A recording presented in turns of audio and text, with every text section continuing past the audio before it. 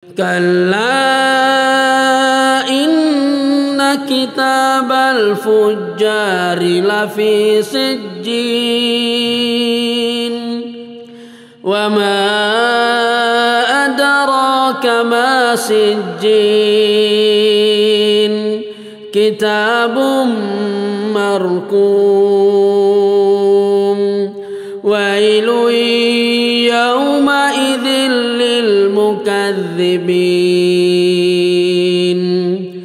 الذين يكذبون بيوم الدين وما يكذب به إلا كل معتد أثيم